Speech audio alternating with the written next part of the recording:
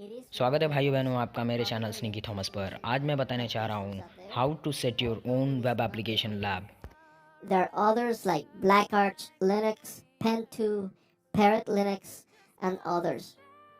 Now, Blackarch has over 1,900 tools, and they're actually adding, periodic basis, more tools to the operating system. And Parrot is actually another distribution that has also many different tools, probably more than Kali. But the reason that Kali is probably the most popular is because it has a lot of support from its creator and the primary maintainer, which is actually Offensive Security. Now, although most of the tools that you actually have in Kali and Pen2 and Blackarch and many of these distributions, they can actually be installed in other versions of Linux as well. So you can install, let's say, Nmap and Metasploit and many others in things like Ubuntu, Red Hat, SUSE. So in many other different distributions. Now you can actually download Blackarch, Pen2, Parrot from the links that I'm actually showing in the screen. In this course, I'm actually gonna be focusing a lot in Kali Linux just for simplicity, right? Although, again, most of these tools can be installed in any of these other Linux distributions. And also, may actually use some tools that you need to install in Kali Linux and that actually don't come by default in some of these distributions, right? Now, the folks from Offensive Security created a free book and training, completely free, that you can actually go over the usage, the installation, the configuration, the security, and also advanced customization of Kali Linux. That it's actually fairly powerful, right? So kudos to the folks from Offensive Security for actually making that freely available. You can access those resources from the website that I'm showing in the screen. But let's actually take a look at the components, the architecture, and the installation of Kali Linux here. Kali is actually based on the Debian Linux distribution, right? So this is why you see most of the packages available in Kali Linux coming straight from the Debian repository. Now you can install Kali Linux in many different platforms, right? So you can install it in your laptop, in a desktop machine, in a server, in a VM.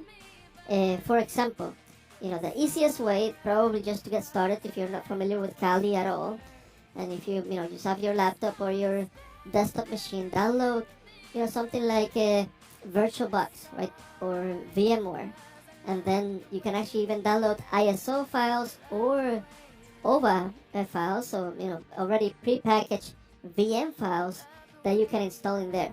As a matter of fact, you can also download the ISOs and some of these OVA files and convert them into QEMU and some other formats, so you can even run it in OpenStack. For example, in my lab at work, we actually have several permutations of Kali Linux all over the place. It can from ranging to just bare metal, right, to VMs running in VMware and also in OpenStack running QEMU. We actually also have even installed Kali Linux in the viral. Cisco actually has this virtual environment that you can use for practicing your skills and prepare for certifications and so on. You can even install it there as well, right? Now, in the website that I'm actually showing in the screen, which is kali.org, in there you actually see where you can download, Kali Linux. So you see all the different ISO. You also see the VM images, VirtualBox, Hyper-V, VMware, and so on. And you can also download them and install Kali Linux in an ARM-based system. So for things like Raspberry Pis, right, Google Chromebooks, Samsung and Acer, smaller ARM-based devices. You also can even put them in Solid Run and US Armory and many other Banana Pi and many other type of architectures, right? As a matter of fact, in this course, I will show you how to create a Raspberry Pi environment. That, as a matter of fact, even the folks from like Easy Council and everything, they actually prepackage, Linux distributions, like Kali, into a device that they actually say that they sell that is called Storm. But I'm actually I'm gonna show you how to even build that in your own, right? So basically, just buying a Raspberry Pi, TFT, a touch screen, a case, and basically just install it. And for just a few dollars, you can actually have a mobile device that you can launch penetration testing tools from, right? So now going back to the installation, again, in my environment, I have it in VMware, in VirtualBox. It completely all depends. If you're actually just getting started and putting your lab together, what I will advise you is that, very simple. VirtualBox actually runs pretty much everywhere. Download that, download the OVA file. If you actually want to go through the installation, of course, you can download the ISO.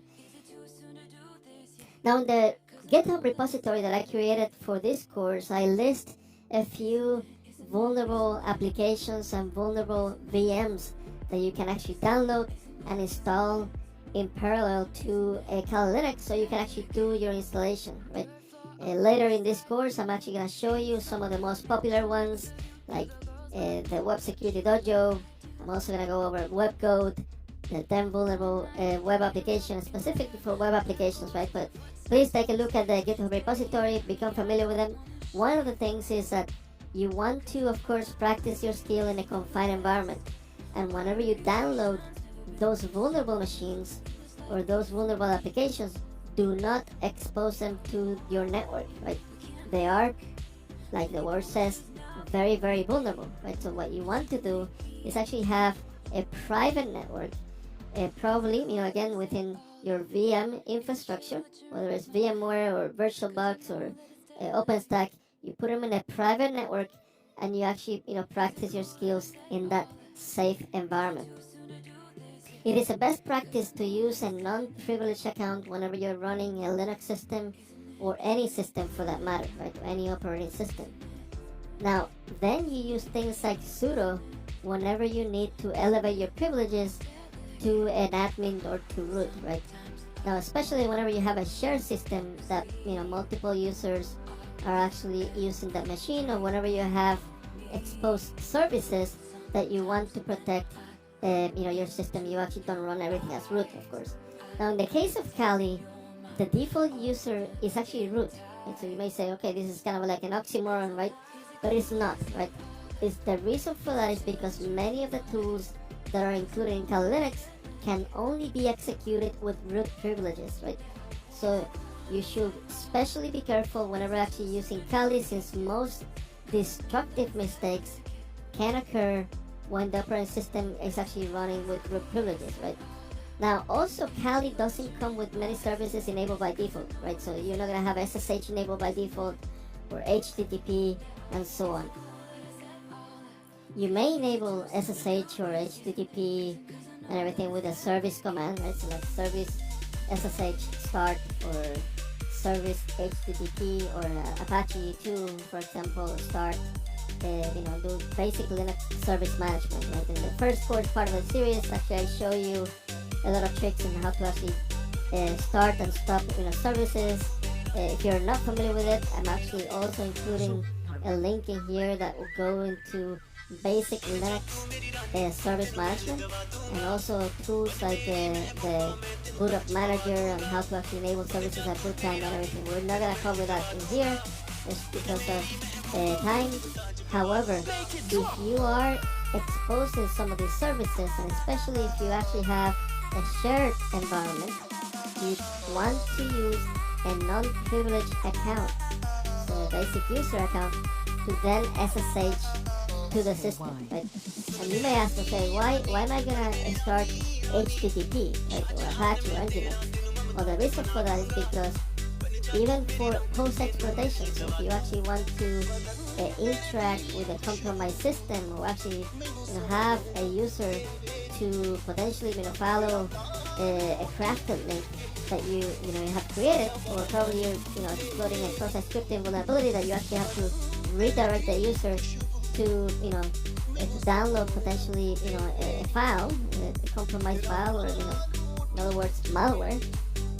You actually can pop up Apache or start Apache very, very quickly, or Nginx, and serve those files from there, right? So it all depends on the scenario. So these are actually kind of the Swiss Army type tools that are within Linux. Actually, it's not actually, it doesn't have to be a Kali that you can actually use for doing your penetration testing engagement.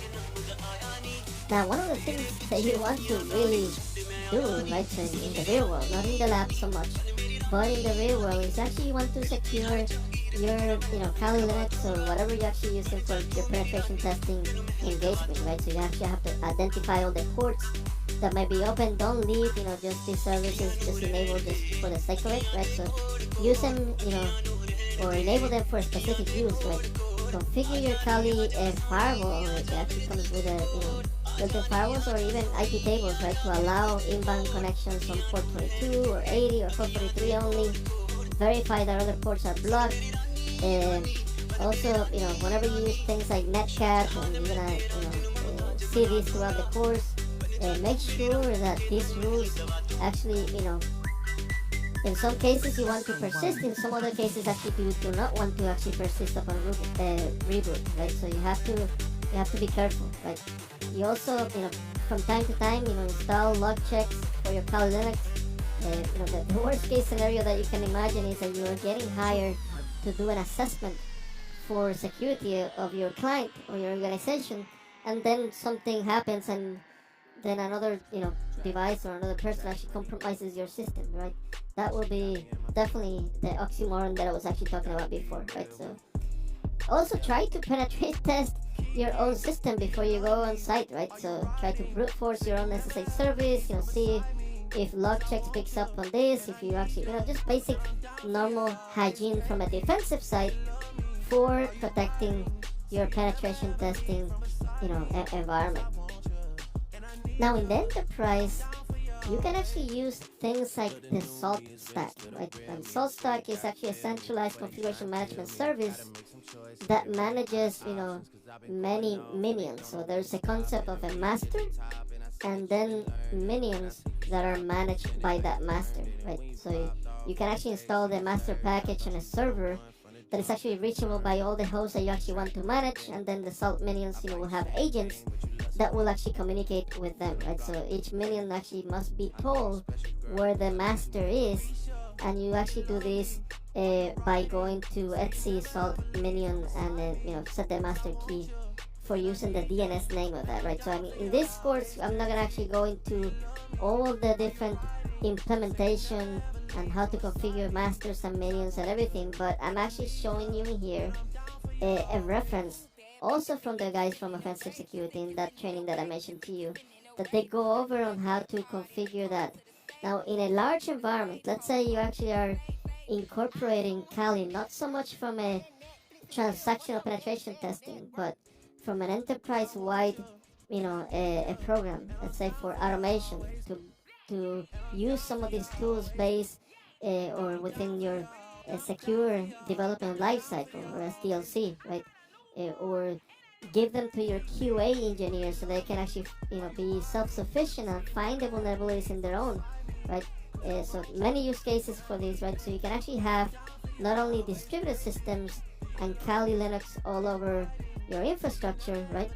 But also you can customize those images and even install, your own tools. Let's say you actually created your own fuzzer or your own type of scanning utility, right? You can actually build this in within Kali and distribute it throughout your organization. As a matter of fact, my team actually has a couple of versions of Kali Linux that we actually have put together with specialized tools that we use to find vulnerabilities, in our case in Cisco products and Cisco services, right? So again, very, very, very flexible and portable, distribution, and of course it's up to you to take it to the next level and be creative and of course customize it.